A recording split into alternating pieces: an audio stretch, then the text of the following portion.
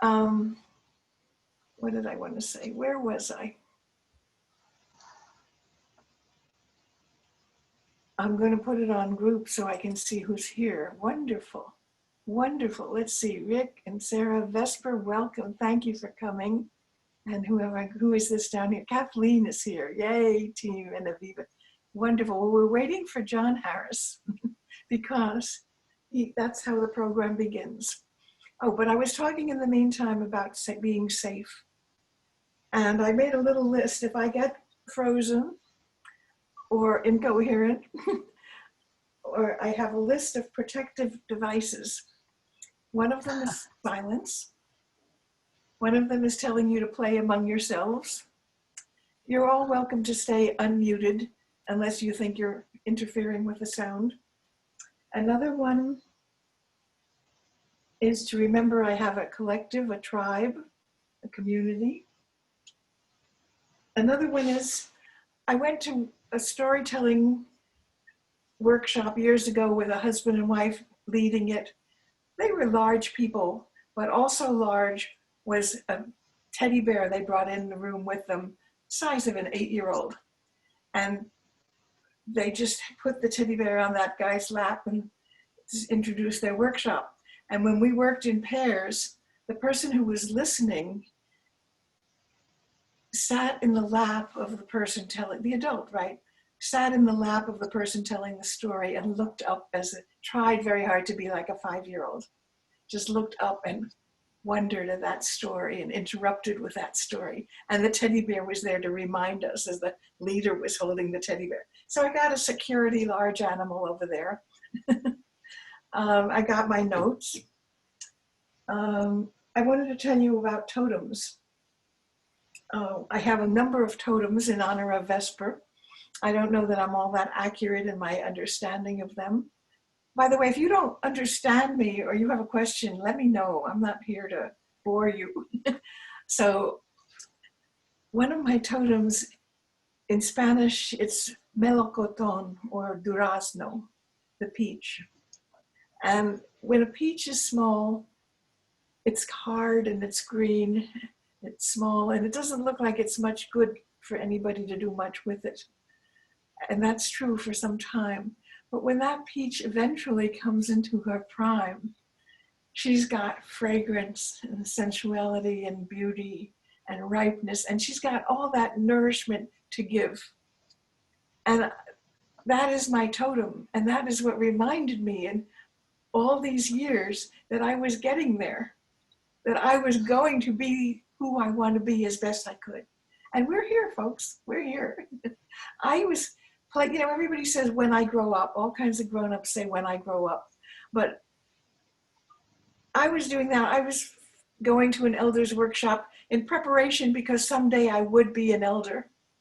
But I didn't know that I was an elder until COVID happened. Well, no, when my body started acting like an elder's body acts, here comes my orthopedist, just as we said that. Welcome, Peter, you came just on cue. I was saying, when did I discover that I was an elder? This is cousin Peter, my favorite cousin. He's known me a long time, but I'm older. And so when my body didn't like the way I was treating it and I broke a bone, then I started noticing I was an elder. But even so, it was really when COVID came and I got put in a special category, I had to be isolated and I had to be protected, and there were a whole lot of things I couldn't do anymore. And other people seemed to be able to do them, and I had to open my door and find groceries outside the door. Then I knew I was an elder. And so I decided it's time to tell what I've been keeping. I'm kind of stuffed. You know about information. Well, this is called X-formation. And I'm still waiting for John, but he's not here, right? I don't know why.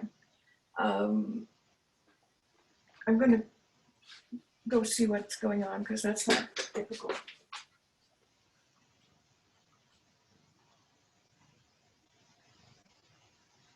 Guess this is a talk amongst yourselves moment. Or is it silence? I don't know. And we're just waiting to see if you've brought enough for everybody and you can pass that around. I'm working on that technology. Okay. Actually, I had this thought because there's somebody, oh, here comes mom. I'll have to hold it. But the short version is, what if during Now What we shared recipes and we all cooked the same food during the week and ate it and then Love it. I went to a Zoom dinner party like that. It was very cute. John is having trouble getting online.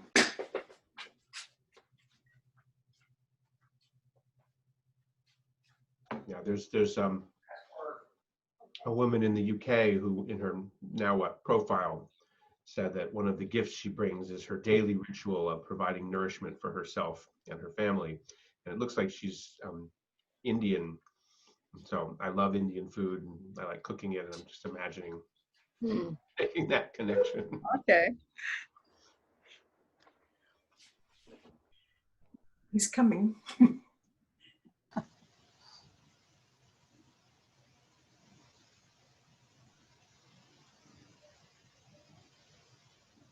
I guess. What was wonderful, Yeah. Ben, what was wonderful about my experience with that is it was a young woman in her 20s and it was her first time doing it. And she wanted to try out what it meant to be more social. And she chose the recipe from, oh, there he is, great, from the New York Times too. So, hi, John.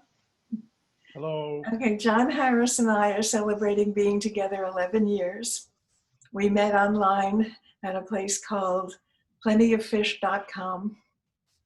And this hour is dedicated to Jay Harris, John's younger brother, who died 2 days ago from a lung embolism at the age of about in his early 60s. So we were very shocked, and he's our one, that's John's family here in Austin, and Jay was the one person in John's family who I knew. But fortunately, John was seeing a great deal of him and going out to breakfast with him weekends. And so we do feel kind of complete. But this is in honor of Jay. And so I thought because of that, I would start on a kind of a remembering some kind. Hello, Cole, I'm so glad you're here. My grandson, Cole, who is also here in Austin. So I've had a lot of losing people, letting go of people, being far away of people. And I remember, I was going to tell you, my first job was, I was a freshman in high school, and the people down the street were hosting a 10-year-old from Spain for some reason, an international exchange program. He was a cute kid, he was a nice kid, and I was a cute kid of about 13. And he was very good at math, but he couldn't get his math grades the way he wanted them because he couldn't understand those problems. If you have 4 apples and 3 bananas, how much fruit do you have? And if the bus is going at 5 miles an hour, and he didn't have the English. So my first job was translating from English to Spanish so that he could do well in math. And it was a success. And then my second job was being a swimming counselor at Cape Cod at a summer camp with 9-year-old kids in my bunk. And that was also a great success. I was telling someone I got in trouble for teaching a song that went, "My hand on myself, what is this here? This is my nose blower, oh mama dear. Nose blower, rinky-dinky-doo." That's what we learned in the school. Well, we went through the body, and that was not allowed in Girl Scout camp in my day. So I got to thinking about how many songs I sang, because when I was a counselor, I was very much in love, and the guy I was in love with, who I then married, was in the Navy on a ship for 10 weeks every summer. And so I had all these corny songs that I used to sing myself to sleep with, and sing to little girls who were homesick, sing them to sleep with. And then when I was in high school, because I had this ease with the languages compared to other things, I had a fairly good walk home. I don't know how long it was, but it was more than a mile, I'm sure. And I used to translate the popular songs of the day from English to French or from English to Spanish on the way home. I put that in because I thought we might have such an international audience here at Now What. We often do have an international audience. Vesper is holding the space for the international community. Peter, Vesper is listening from Australia, and I go to Australia with Vesper to listen to birds at dawn. So we have a mutual listening thing. At the time, people never wanted me to sing. All my life, I was not invited to sing. I was left out of singing. But being an elder, we don't have to listen to what other people want. We don't have to present ourselves the way we thought we did. Anita, who just arrived, reminded me of another thing about singing. I broke my hip and I was in rehab, and they wanted me to get out of bed, of course, and go to, what do they call it? Therapy. A trainer and all that. And I would sit on the edge of the bed thinking how painful it was going to be to get out of bed and freeze. So somehow I just sat there on the edge of the bed and started singing. And it worked amazingly, so that I was known all over the place as the one who was always singing. For the first time in my life, I was pushing my walker, climbing those stairs, and I was singing all the time. And it really worked. And it still does work for me somehow. It really still does work. So back to the using singing as a way of getting in touch with feelings, and also fantasy, because of that French language, Spanish language thing, kind of a make-believe world, a kind of a dreaming thing, a kind of a being somewhere else. So in honor of Jay, I'm going to sing you a favorite song of mine when I was in my teens. And I had this record. Cole, you know what a record looks like? Yeah, he does. From Les Compagnons de la Chanson. And they sang sometimes in French and sometimes in English. So I really liked the way their English was all schmaltzy French accent. And it went like this. He was big and strong and tall, the saddest man I can recall. And yet a lonely dreamer was he. He looked but never said a word, and none of us had ever heard the reason he was sailing the sea. And then there was some stanza, I don't remember it all. And then came the part that we had to have. It went like this. And this is for Jay Harris and John and the Harris family. In my mother's eyes, I saw only love. In my sweetheart's voice, I heard only love. Wherever I go, whatever I do, I know you always will love me.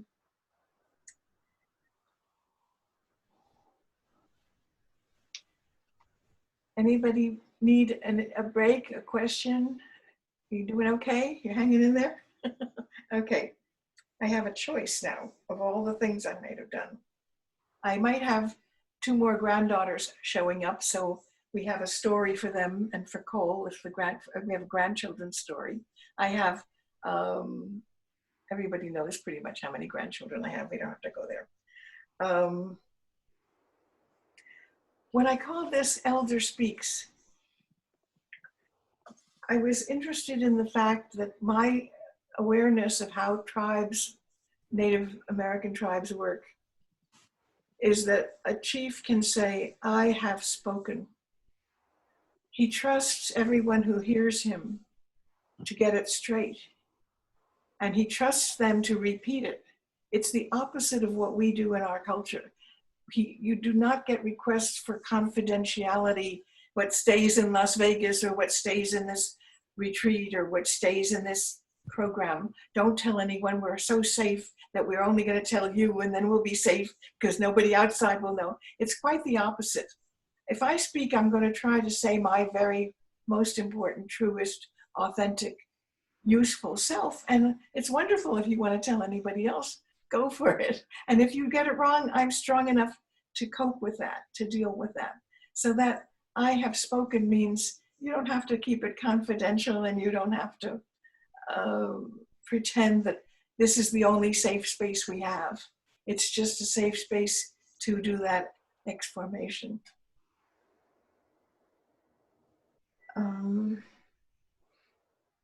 Oh yes, I thought I would talk about the 4 people in my introduction. How many people know the names of the 4 people were Abbie Hoffman, the church lady on SNL, Einstein, and Erich Fromm. So is there anyone who doesn't know all those people? Okay, we'll start then. Okay, is there anyone who doesn't know Abbie Hoffman? When? Anyone who doesn't know the church lady from Saturday Night Live? How about Einstein? Everybody know Einstein? And then the last one, Erich Fromm. Probably a few people don't know Erich Fromm. Okay, well, it would have been nice and orderly to give one of those a week since I'm doing 4 weeks, but I'm not going to do it that way. But I did think you might be interested in why I said I'm as Jewish as Einstein. So this is another story. When I was dating, I was told that it was pretty important that I marry a Jewish person. And if I brought home a friend from high school, right away the last name had to be analyzed to see if it was a German name or a Jewish name or a Polish name, if they were Jewish Polish people or not Jewish. And I was told I'm supposed to stay within this tribe. Well, I had never gone to Sunday school. I had never learned Hebrew. I had never had a bat mitzvah. I had never even, our family didn't even have a Seder or celebrate the Jewish holidays. Our holidays were Thanksgiving, which was wonderful, and 4th of July, which was wonderful. And not so much birthdays. And so I said, the only Jewish thing you've given me is food. And I was told that if I married someone who wasn't Jewish, they would betray me and they would, have prejudice against me, and it would show up sooner or later.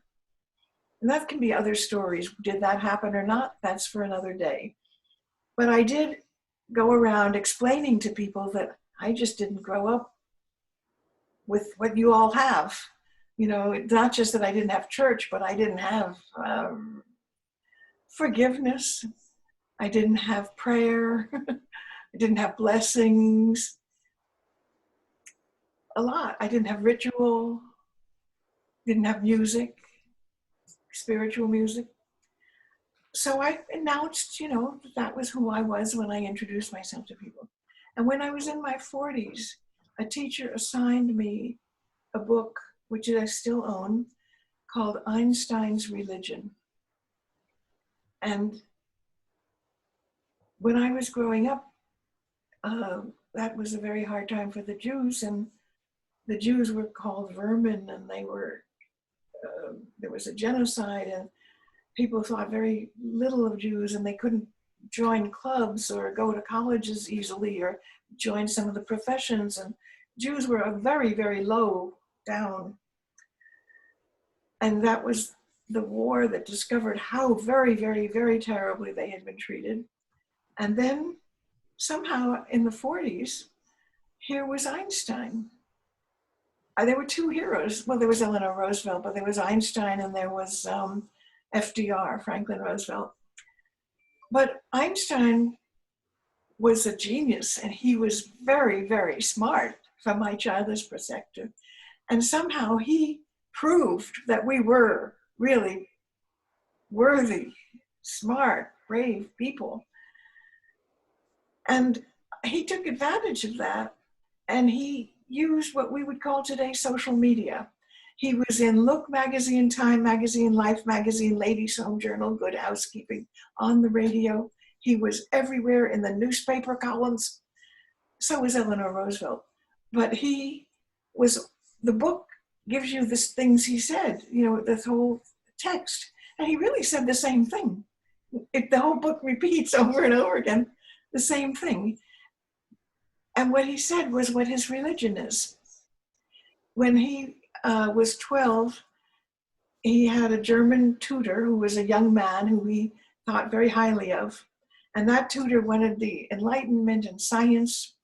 And so he didn't believe in bar mitzvahs. He didn't want ritual. He didn't want mysticism or hocus pocus or anything. He just wanted the best of the Jewish religion, which was ethics, life, the value of life, the value of ethics, the value of tribe, the value of education and books. And that was the education that my father gave me. And when I read the book, I saw that I had heard the actual sentences from Einstein's text spoken by my father. Because just like I was such a nervous parent, afraid to know if I was doing a good job raising my kid or not, so I was reading the magazines to see how I should raise my kid, so was my father. He was apparently reading in the magazine that he could raise his daughter to be a Jew, getting his comments from Einstein. So that's why I like to say I'm as Jewish as Einstein. But I also, how much time do we have? Oh, we're good. So I also want to say that when I picked people for those 4 names, I didn't pick Gloria Steinem and I didn't pick Eleanor Roosevelt or other people, because I would never want to say I'm as such and such as Gloria Steinem. I'm as such and such as Eleanor Roosevelt. I would never say that. So why did I choose to say it about these guys? Because it's ironic, and because I don't think anybody should be labeled in any way. Abbie Hoffman shouldn't be labeled outrageous. And when I say Erich Fromm was unconditionally loving, he wrote a lot about being unconditionally loving, but that's not who he necessarily was. And I believe that we're verbs. And what if there was no verb to be? So you could never say is. You could never say he is clumsy, she is stupid. And you could never say it is required. You would have to say some observation. You'd have to take responsibility for who thinks it and what do they observe. So that was a kind of a trick. It was a kind of a joke on our advertising media, where everything is supposedly an ideal. And one of the things about speaking as an elder is it is such a lightweight blessing to let go of ideals, to let go of I never wanted perfection. I would never have used that word. But I thought not only was I supposed to be an A student, I was supposed to be an A wife and an A cook and an A teacher and an A sister, and you name it, an A dresser. And so I only discovered this year, because I don't have to put on shoes, I don't have to do anything. I'm in my house. I don't even have to clean my house. Nobody comes in here to label me or judge me or see what I'm doing. I don't have to be an A student at all. John loves me without that. And so I started learning how to be a C student. And I tell you, it's worth learning. It's really cool. You get to stay with your class. You get to be promoted.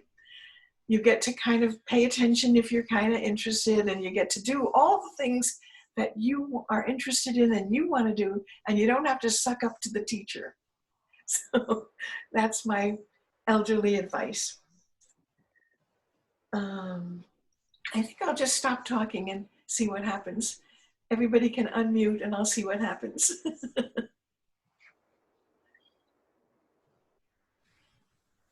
So everybody's free to do whatever you want to do. You can be C students, you can leave, you can eat, you can not understand, you can look out the window. We have a squirrel in our bird feeder. I can show you my bear. Okay. I'll introduce him. Wait a minute, we gotta get mine. Get yours. I'll say hello. What kind of bear? I have a heffalump. Can you see? Oh my goodness. Hello. He's very protective. I could go get my magic wand. Okay. It's actually the bear I gave my mother the day that she was 92, 93. And we decided that she should, the senior living, place would be good. And it turned out to be good, but she was very cranky that day. Very, very cranky. Very, very, very cranky. And I had this in reserve, and she drove me nuts the whole day. And at the end of it, I thought, am I going to give my mother you, or that moment I just wanted to and I thought, all right, just give it to her. Just give it to her. I did not know that my 92-year-old mother never in her life had a little stuffed animal. That's not how they grew up. That's right. She went bananas over this. Yeah.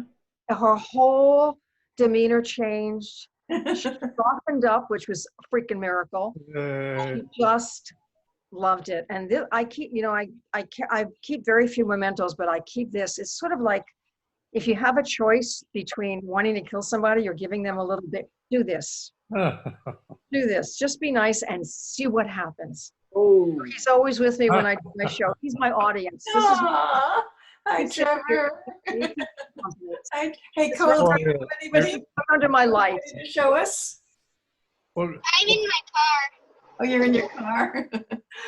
Well, Gloria, why don't you take the lead and invite people to know what you're doing, and then we'll go around and let everybody who wants to do what's that. the name of your bear, Gloria? I'm sorry? Name of your bear. That's a very interesting, I have never named him. Oh. All right. This is, my mother's middle name was Stella, and I never knew if that was her first name or her last name or her middle name, but my father used to switch around. So this is Stella. Okay. This is Stella. Now you have a name. Happy? She has a name. It's a she, that's stuff. Thank you. Thank you, John. All right, sit there. Don't move. I met Helen, 9 years ago, when she was staying at Venice Beach, and I was doing an abbreviated form of my show, which was about how long it was, about 20 minutes at the Los Angeles Women's Theater Festival. And it's about growing up with my two deaf parents. It's really about a hearing child growing up in the deaf world.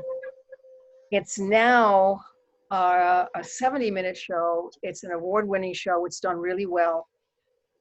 And I just finished, once the theaters are shut, and we don't know how long this is going to go on.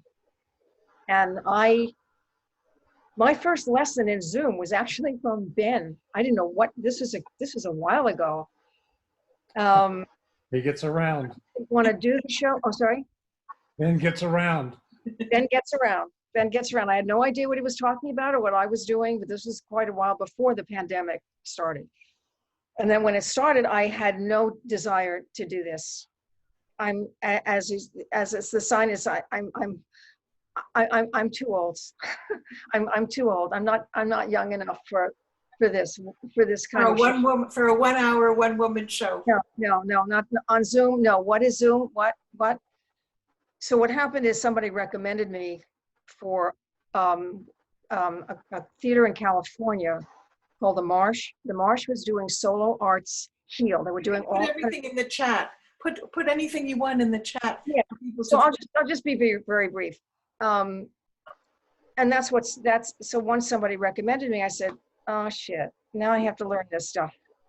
I have a ring light, I have side lights, I have this thing, I have my bear. And I've been doing it online. I just did it for a couple of festivals. So I'm going to put the link in the chat, and because they recorded it and it's on for until the end of the month. Here's my bear. No, Here's my bear. he's not in it. It's just me. Here. Yeah, this is Know my, that if you see the show, that this is what is sitting, this is my audience sitting next to me. this is my, we're introducing everybody. This is my bunny. Okay, who would like to tell us something they're publicizing next? I just want to jump in and say that I also learned about how to talk with people online through Ben Roberts doing the Occupy Cafe back in 2012. And that gave me a little bit of a connection of like, to help move me into this world. So I'm going to send some gratitude there. And I brought my magic wand in. All right. Oh, wait, you can't hear it. Let me. We did hear it. It sounded great. Can you hear it? A little bit. A little bit. And when the pandemic started, the first thing I thought of to spend time doing was painting these, because they come in a kind of not very exciting, tan color. So I had a fun time painting them. I'm done. And what I heard from Amy Lenzo, who I met through Ben, was that when you say I have spoken, then everybody responds, ho. Is that right? Yeah, Ben's nodding his head. Uh-huh. I have spoken. Ho. There was a chant we heard in the opening gathering of Now What, that's from the Namibian women there in the Click language. I don't know if it was kind of like that, but there was something they would say, and then we responded, way see, right? Remember that? So, maybe that's like hope. Rick, what would you like to tell us? I would like to tell you that I don't really know what to tell you right now, but I'll just do this and that and But maybe in the chat, something about 6 o'clock, maybe something about 6 o'clock East Coast time tonight in the chat. yes, 6 p.m. Eastern time. I'm doing the prophecy of the Great Brightening. I tell a story and we play around in it. And sure, I'll put that in. Thank you. I've spoken. Oh. Oh. Oh. Oh. Go. Go check it out. John, would you like to tell us about your website? I'm still working on my websites, trying to end global warming. There's a lot of fish in the sea that need to be picked up. You want to give any URLs out to this audience? All right. You can put I'll it in the chat. Put it in the chat.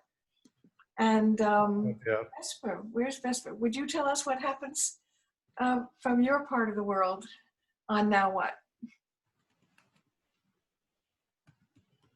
Oh, she's, yeah. I think you're muted. Can't hear you. Hit the mute Maybe button. just speak up. No, she was unmuted. I think just speaking faintly. Are you referring to Joy's peace meditation from Peace Valley? Yes. Okay.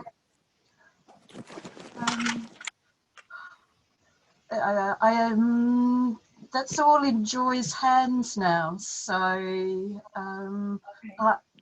but I can heartily recommend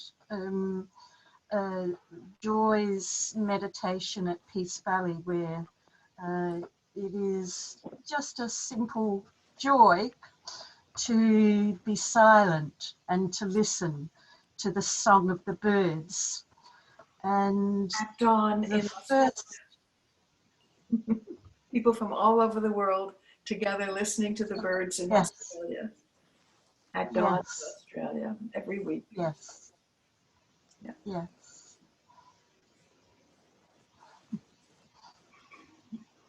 Kathleen, anything you want to say? Just enjoying this beautiful day. Yeah, it is. It's very beautiful today.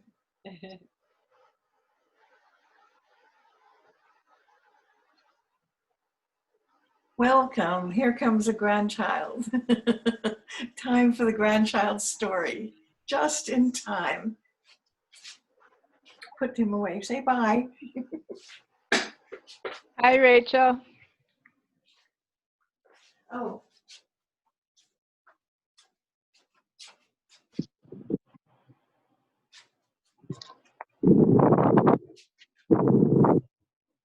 You can unmute and say she's driving. Oh, Rachel, either before or after the story, everyone just kind of announced things and actually put them on the chat. But do you want to tell people how they can find you on streaming video this week? Oh, can you hear me? Yeah, very well. Okay, sorry, I'm driving. It took me longer to get to my phone in a place where I could listen. Yeah, just search Blip Switch. BLIPSWITCH. And if you will see my name pop up as one of the options, and my video will be live on Sunday. Sunday the 18th. Sunday the 18th. And Yes. did you get that so you can put it in the chat? Yeah, I can put it in the chat when I'm not driving. Or I did it for you already. Yeah, Ben did it.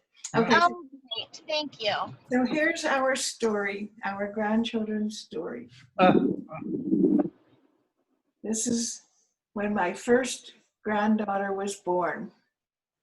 Her father said everything was exquisitely beautiful, mother and daughter, wonderful, that we got through it, everybody's doing well.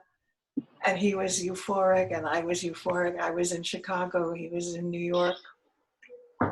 And he talked about whatever we talked about. And then he said, I sang our song to the baby. I didn't know what it was.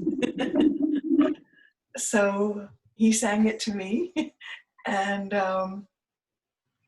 he asked me if I would get the book, because we used to read the book, and I invented the song. But it was a book that I bought in the grocery store, and it wasn't the kind of book that you could find. And Chicago has a wonderful library, a huge building that's only children's books. And I had a wonderful time going there often, meeting lots of librarians, but we could not find even this story. I'm sure it exists, but anyway, this was our story. You can't find it anywhere else. So I asked Heather, who lives here in Austin, to do a picture of the story, since we didn't have the book, and we gave that to the baby eventually when she grew up. The story is that Mama Bear and Papa Bear had a very happy baby bear, but where they lived, there was a tribe of people who were also very happy. They had a lot of music, and they danced and they played the fiddle, and some of the great composers like Franz Liszt copied their music, and we hear it today. And they wore crazy hippie clothes, and they traveled a lot. They didn't work the way people work in your cities, folks. And they really had what they needed. Sometimes they had to borrow what they needed, but they had a good life, but they didn't have a baby, and they wanted a baby more than anything. So they took the baby bear away from his parents, and they were so happy, and they danced for him, and they sang for him. And when it was bedtime, they had a special song for the baby bear, and it went like this. Flowers sleep, children sleep, birdies sleep.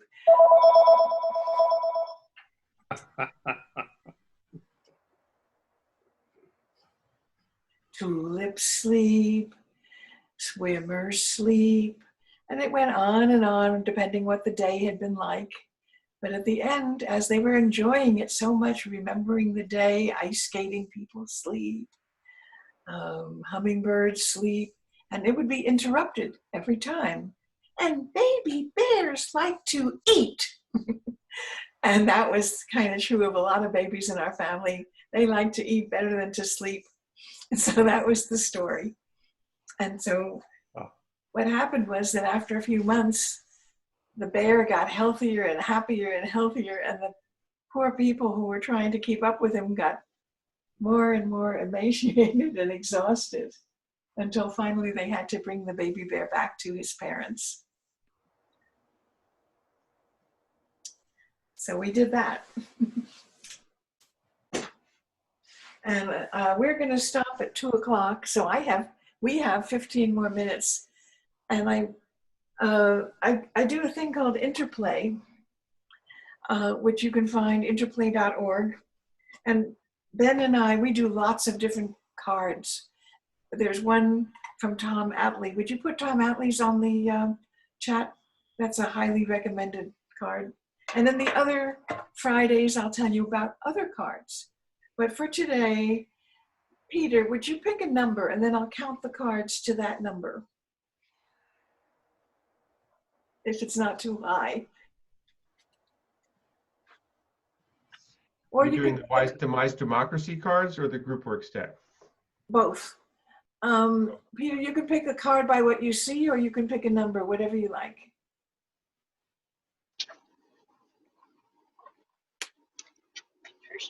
Pick one for him. Tell him 5. 5.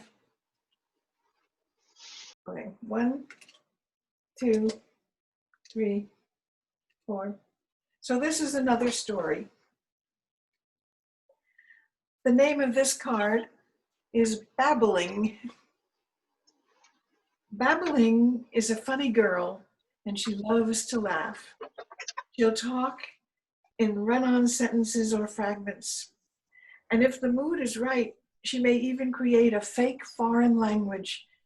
She can talk about anything with anyone and immediately creates ease in most situations. Since Babbling is fascinated by people, she hosts a weekly talk radio show where she listens to her guests expound on topics ranging from how to grow the best tomatoes, Sarah, to the migratory paths of the orange and black monarch butterfly. She treats all the stories the same, with fascination and wonder.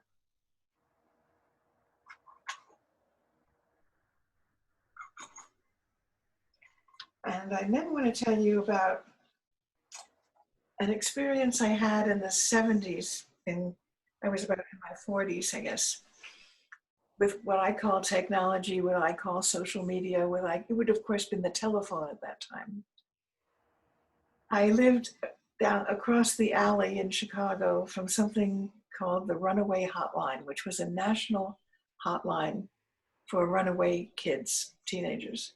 And I got trained, and I answered the phones to people who had run away from home and were in trouble, usually, or just emotionally in trouble. And we had these great big books where we could tell them a safe place to stay for 3 nights. But nobody explained what they were supposed to do after the 3 nights. That wasn't part of the curriculum. But anyway, I talked to a lot of young people. And I was teaching freshman composition in a community college. And one of the people on the hotline was a young woman from Mexico, and she was just in tears because her parents were traditional, and her friends here in Chicago, or wherever she was, were not following the Mexican tradition. And so she felt like a real prisoner, and that she wasn't being trusted, and that her parents wouldn't let her do what she wanted to do. So she was on the hotline crying and so forth. And by the way, the thing about that was another safe place because we had a partner and we had resources and we had supposed training. So I was going to tell another story about another Mexican student in that time period, where what she wrote is that her parents constantly explained how they sacrificed everything for her, leaving their beloved land, friends, family, so that this person could have an education and a better future. And what she seemed to see is that it was pretty unhappy in the United States. And everybody was working all the time, and they weren't getting a lot of pay after they finished their studies, and it was so hard. And, you know, that was that. But then one year, the family went back to visit Mexico, where everybody was from. And the paper that this student wrote was that it was like a paradise there. You know, people had time. People had relationships and connections. People were on the land. People were physically active. People didn't have, they knew what they were doing, and it wasn't very hard, and they had a lot of time for what they wanted. So I remember that. I wanted to tell that. But I think I wanted to tell more stories about the runaway hotline. The stories sort of amount to how training doesn't help people learn how to do what they're supposed to do in the case of runaway hotlines at the time with the training that we had. So I was in a training session for a whole weekend on how to handle someone with a suicide call. And I, being an A student, I called up. He had already swallowed pills, and he called up to tell me that he had swallowed these pills. And we didn't know where in the country anybody would be located. We didn't have that technology. So in order to help that person, I had to find out where that person was, in fact, the address, right? Something like that. So I did everything I had just been taught to do. And all that happened was this person got sleepier and sleepier. And I had never done this before. I had never handled a call like that before.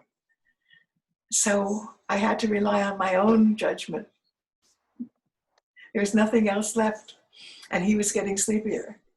And I heard myself say, "Do you think I'm here just to listen to you breathing?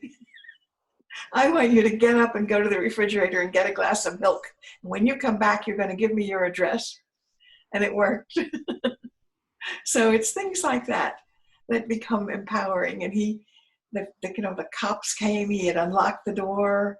They took him to the hospital. He called me the next day and thanked me. And there's a few more stories. In order to have a light note, the thing is, the head of this organization was very good at getting grants, but we didn't like her, and she didn't understand us.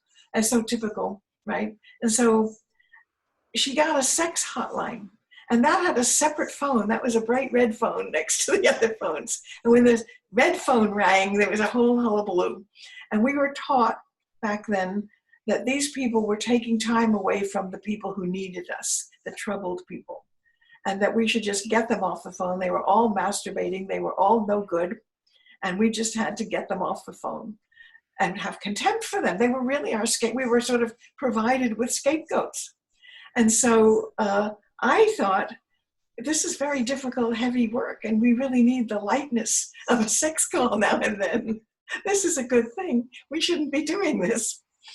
So I try to change, you pick up the phone and say, "Hello, this is the sex hotline." And they'd say, "What color are your panties?" And so I said, "Don't ask me that without a credit card."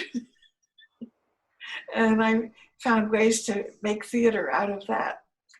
And along the same line, a few houses away from our building was a place called Mary's Homemade Goods. Do you remember that, Sarah? You probably don't, right? On Halstead, you remember that? Well, Mary only sold goods from the 1940s. And she was a hilariously wonderful woman. Just to give you an idea, she wanted a baby, but she didn't want a man. She went to the beach, she picked the man she liked, and she got a baby.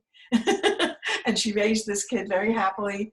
But when she was pregnant, the obstetrician said that she had a medical problem. She had a very small something, and that it would be a really difficult delivery, that her cervix or whatever it was about the same size as some primate. And he sent her to this specialist at the Lincoln Park Zoo. Actually, it was the Brookfield Zoo, to the doctor who took care of the primates at the Brookfield Zoo. And that doctor delivered her very successfully. And she was very cool about the whole thing. But anyway, I was visiting her because she would always cheer me up and listen to my stories from the hotline. And she reached into one of these fancy rose-colored glass candy dishes and handed me a piece of double bubble gum.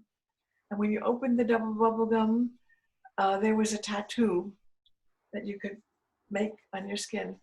And she handed it to me and she said, put it on your boob. And so I thought that was really cool. And I went home and I put it on my boob and I forgot about it. I didn't forget about it that night, but in the morning, Sarah had to get to school. What a routine. She had a public transportation set up, lunch and clothing and homework and car fare and buses and timing and catching the bus. And I thought I was doing a super job that morning because I was in such good mood thanks to the double bubble gum. And I had the breakfast and I had everything and it was going so well. And she said, Mother. I thought, what in the world? It's only 7 o'clock in the morning. But she had looked at me in my bathroom and she saw a Bugs Bunny on my boob and she thought that was really not right. Do you remember that? Do you remember that? You want to say anything in self-defense? No. No, I probably just remember you telling me the story. I don't know if I remember the event. I remember a lot about the hotline. I actually volunteered on there with you. Yes, we did. That was super. And you got credit. You got high school credit for it. It was a project, a senior project. And someone who was a colleague of mine on the hotline put a note on the bulletin board saying that there was a company, brand new company called DHL, and they wanted you to carry 400 pounds of small packages somewhere in the world, and they would give you a free ticket round trip. So my friends all thought that I was selling drugs or carrying drugs, and nobody had heard of such a thing, and there was no FedEx, nobody had heard of DHL. They couldn't afford to hire professional people or actual people on staff to do this job. So I would go to the airport on Tuesdays and I would sit there looking for someone who would arrive just before the plane took off. And he would recognize me somehow, I guess, I don't know, and he'd hand me a ticket. And I would go to London for 1 week and come back the next Tuesday. And then I could have a friend go on Wednesday and another friend go on Thursday, and each of us would stay for 1 week. And then we set it up so we could also go to San Francisco, where I had free housing. And it was just so wonderful. And I was sure that was sketchy. What's that? I was convinced that was sketchy. I said I was convinced that was sketchy. I hear you. I hear you. A lot of people were. And the guy who, after 2 years or so of that, this man who was my sponsor, he was my age, he quit the company. And the company just kicked me out immediately. There was no way. I had such a good record, you know, and they wouldn't let me do anything. I just was out because I'd lost my sponsor. And it bothered me so much that I found myself on 57th Street in Hyde Park, Chicago, running after a DHL truck. And the guy stopped and I said, can I take you out to lunch and talk to you? Thinking I might get myself another sponsor, but I never did.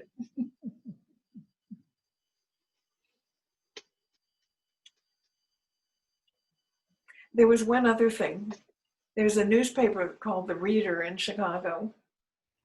And they put an ad in. This is like the free newspaper where you find out what the theater is, what auditions there are.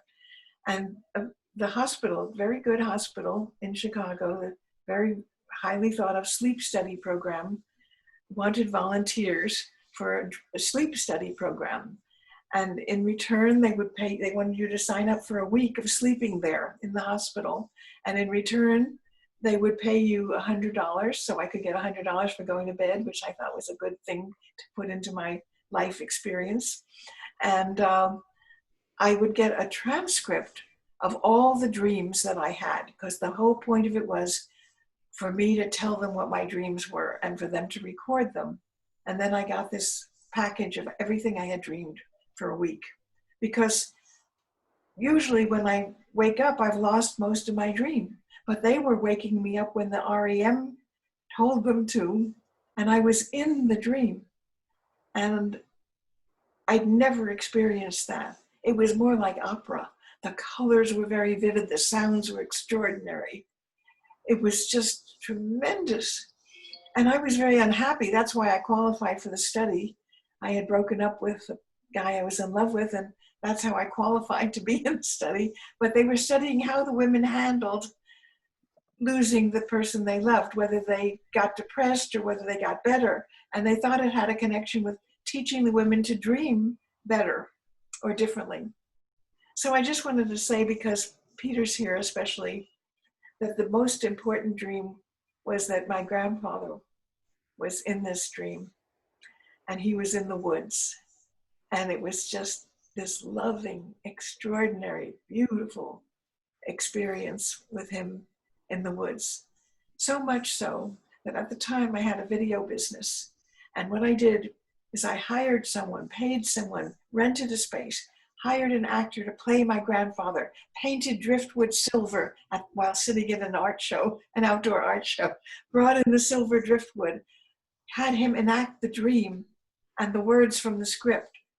And then that was, well, not the words from the script, but the acting out what the script said. And then on the audio track of the video, I had these researchers from the sleep study saying, Helen, are you sleeping or dreaming? Always the same questions. How old are you? And they kept asking me these stupid questions. So my loyalty was torn between staying in the pleasure of the dream and meeting my agreement as a research subject to answer over and over and over again like a rat these questions. So what I did to get back at them is I made a video where the video part is my grandfather in the woods, and the audio is this interview where someone is reading, Helen, what's happening now? Are you sleeping or dreaming? And you see the video fading away when the voice comes up, and then you see me bringing the video back. It was pretty good. That's pretty good. That's probably close to my time, 2:02. 2:02, you're released. I'll stay hanging out if you want, but you're all released. You did good. You are good students. Thank you, Helen. My debut.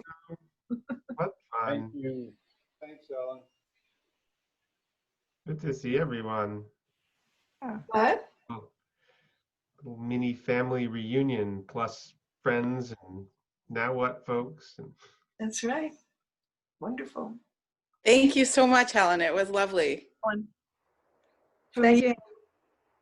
Me too. Thank you. You're Rick, back what did you think? Yeah. for 3 more of these at the same time on Friday? Well, there's a different. We skipped November 6th, so there's 3 more, but not November 6th. Same address, right. Same time. Sounds good. You probably want to stop the recording. I guess I do that, right? I say I'm going to leave the meeting. Is that right? I just leave? You can do that too, but you can also stop the recording without leaving. Oh, that's right. I want to stop the recording. Where is that? Yeah. Stop recording.